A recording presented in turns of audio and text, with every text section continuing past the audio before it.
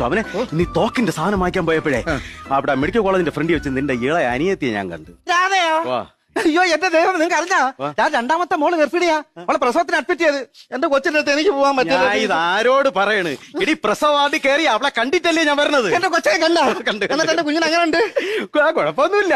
Pain വന്നും പോയൊക്കെ ഇരിക്കണം. അവനെ പ്ലെയിൻ വന്നും പോയി നെടുമ്പാശ്ശേരി എയർപോർട്ടോ. എടി പെയിൻ വേദന. പിന്നെ അങ്ങനെ പറ. പിന്നെ ഞാൻ ഡോക്ടറെ കയറി കണ്ടേ. എന്ത് പറഞ്ഞു? എന്ത് ഞങ്ങളതാ എന്റെ കുടുംബത്തിൽ കാത്തിരുന്നുണ്ടാവുന്ന ഒരു കുഞ്ഞാ ഭാവാനേ. ഒരു ഉത്തരവാദിത്തം കാണിക്കണമല്ലോ. പിന്നെ ഡോക്ടറോട് കാര്യം ചോദിച്ചു. സുനന്ദ മോളെ പരിശോധിച്ചു.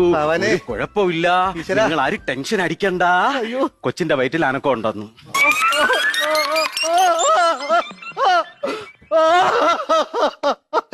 എന്റെ അനിയത്തിയുടെ കൊച്ചിന്റെ വയറ്റിൽ അന്നാക്കോണ്ടേ.